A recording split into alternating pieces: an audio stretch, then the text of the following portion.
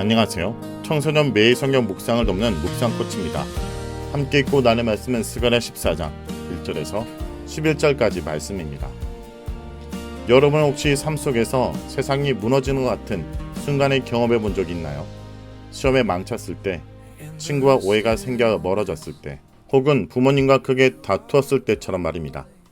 그런 순간에는 마치 세상의 모든 즐거움과 행복이 사라지고 오직 고통과 혼란만이 남는 것처럼 느껴집니다. 오늘 우리가 함께 읽을 스가랴 말씀이 바로 그러한 상황을 이야기하고 있습니다. 스가랴 선지자는 하나님 말씀을 전하면서 앞으로 이스라엘 백성이 겪게 될 엄청난 재앙에 대해 예언하고 있습니다. 그런데 놀랍게도 그 재앙의 끝에는 엄청난 희망의 빛이 기다리고 있다는 것을 동시에 말해줍니다. 오늘 우리는 이 말씀 속에서 절망적인 상황 속에서도 변함없이 빛나는 하나님의 구원과 희망의 메시지를 발견하게 될 것입니다. 스가랴서의 말씀이 우리 삶의 고통과 혼란 속에도 하나님께서 어떻게 일하시고 우리에게 어떤 희망을 주는지 살펴보겠습니다. 오늘 본문인 스가랴 14장은 여호와의 날에 대한 예언으로 시작합니다.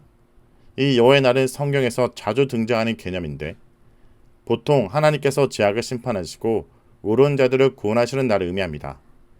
이 날은 어떤 사람에게는 무시무시한 심판의 날이 되지만 또 어떤 사람에게는 구원과 회복의 날이 됩니다. 스가랴 선지자는 먼저 예루살렘에 닥칠 재앙을 구체적으로 묘사합니다. 1절에 보면 여호와의 날이 이르니라 그 날이 재물이 약탈되어 내 가운데 나누이라 라고 말합니다. 당시 예루살렘은 하나님의 성전에 있는 거룩한 도시였습니다. 그런데 이 도시가 멸망하고 그들의 재물이 약탈당하며 심지어 절반이 포로로 끌려가는 비극적 일이 일어날 것을 예언합니다. 실제로 역사적으로 예루살렘은 바벨론에 의해 멸망당하고 로마 제국에 의해 파괴되어 아픔을 겪었습니다. 이 말씀은 우리에게 무엇을 이야기할까요? 우리 삶 속에도 내가 믿고 의지했던 모든 것이 한순간에 무너져 내리는 경험을 할 수 있다는 것을 보여줍니다. 내가 쌓아온 학업, 관계, 미래에 대한 계획들이 마치 약탈당하는 것처럼 느껴질 때가 있습니다. 세상은 때때로 우리가 믿고 의지했던 것을 빼앗아갑니다. 그런데 바로 이 재앙의 한복판에 놀라운 반전이 일어납니다. 3절에 보면 그때 여호와께서 나아가사 그 이방 나라를 치시되 라고 말합니다. 예루살렘을 약탈했던 이방 나라들을 하나님께서 직접 나서서 심판하시겠다는 것입니다. 4절은 더욱 놀라운 장면을 묘사합니다. 하나님께서 직접 감람산에 오셔서 산을 가르시며 그곳에 피난처를 만드시겠다 말씀하십니다. 이 예언은 단순히 지리적 변화만을 의미하지 않습니다. 이는 하나님께서 당신의 백성을 구원하기 위해 세상의 질서를 초월하는 기적적 방법을 사용하실 것을 보여줍니다. 이것은 마치 우리가 절망의 가장 깊은 구렁텅이에 빠졌을 때 갑자기 우리를 건져 올리는 구원의 손길을 만나는 것과 같습니다. 우리가 스스로 해결할 수 없는 문제 앞에서 좌절하고 있을 때 하나님께서 직접 나서서 모든 걸 뒤집어 놓으시는 장면입니다. 재앙의 날은 빛이 없으며 강명과 추운 것들이 다 그치리라고 묘사합니다. 마치 빛이 사라진 밤처럼 모든 것이 혼란스럽고 어두운 상태를 의미합니다. 그런데 7절은 여호와께서 하시는 한 날이 있으니 낮도 아니고 밤도 아니라 어두워갈 때 빛이 있으리라고 반전의 메시지를 전합니다. 이 말씀은 우리 삶의 어두운 터널 속에 빛을 잃어버린 같은 순간에 하나님께서 그분의 빛을 비추신다는 것을 보여줍니다. 우리 삶의 의미를 잃고 방황할 때, 미래가 보이지 않는 것처럼 느껴질 때, 그때도 하나님께서는 우리를 향한 계획을 멈추지 않으십니다. 그리고 마지막으로 이 예언은 회복과 영원한 통치의 그림으로 완성됩니다. 8절은 예루살렘에서 생수가 솟아나 절반은 동해로 절반은 서해로 흐를 것이라 말합니다.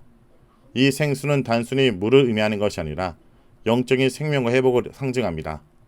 고통과 파괴의 자리에서 생명이 넘쳐나는 축복의 땅으로 변화될 것을 예언하는 것입니다. 이것은 마치 우리의 실패와 상처가 가득한 삶에 하나님의 은혜가 부어져서 그 상처가 회복되고 그 자리에서 새로운 생명이 돋아나는 것과 같습니다. 우리를 고통스럽게 했던 시험, 관계 어려움, 실패의 경험들이 이제는 하나님의 은혜로 말미암아 영적인 성장의 자양분이 되는 것입니다. 10절과 11절은 이 모든 회복이 이루어진 후에 예루살렘이 다시는 멸망하지 않고 안전하게 거주하게 될 것이라고 말합니다. 그리고 9절은 이 모든 일의 정점을 선포합니다. 이것은 단순한 이스라엘 회복을 넘어 예수 그리스도께서 왕으로 오셔서 모든 열방을 다스리실 영원한 하나님 나라를 예표하는 말씀입니다. 예수님께서는 우리 죄를 위해 십자가에 못 박히셨고 사망의 권세를 이기시고 부활하심으로 우리의 영원한 왕이 되셨습니다. 우리는 그분을 왕으로 모시고 사는 삶을 살아가고 있습니다. 그러므로 여러분 삶에 예루살렘의 멸망과 같은 고난이 닥칠 때, 모든 것이 무너져 같은 절망을 느낄 때 우리는 하나님께서 그 고난의 한복판에 서 계시다는 것을 잊지 말아야 합니다. 스그라스에서 하나님은 멀리 구경만 하는 분이 아니라 직접 감람산에 발을 딛고 서서 산을 가르시며 길을 만드신 분입니다. 우리의 가장 큰 고통 속에 하나님은 가장 가까이 계시며 우리를 구원하기 위해 일하고 계십니다. 여러분의 시험, 관계, 진로 고민 속에 하나님의 계획을 신뢰하기 원합니다. 말씀을 놓고 기도하겠습니다. 주님, 오늘 말씀을 통해 우리 삶에 닥칠 수 있는 고난과 절망 속에서도 변함없이 일하시는 하나님의 신실하심을 깨닫게 하심을 감사드립니다. 때로는 삶이 무너지는 것 같고 미래가 보이지 않는 어둠 속에 있는 것처럼 느낄 때가 많습니다. 우리가 의지했던 모든 것이 약탈당하고 사라지는 것 같은 상실감에 빠질 때도 있습니다. 주님, 그때에도 주님께서 우리의 가장 가까이에서 직접 감람산에 발을 딛고 서서 우리 위해 싸우고 계시다는 것을 기억하게 하여 주옵소서. 빛 한 줄기 없는 어둠 속에도 주님의 빛이 가장 밝게 빛나고 있음을 신뢰하게 하여 주옵소서. 우리의 연약함과 실패가 끝이 아니라 주님의 은혜로 말미암아 새로운 생명과 회복이 시작되는 기회가 될 줄 믿습니다. 이 모든 것 우리 주 예수 그리스도의 이름으로 기도합니다. 아멘.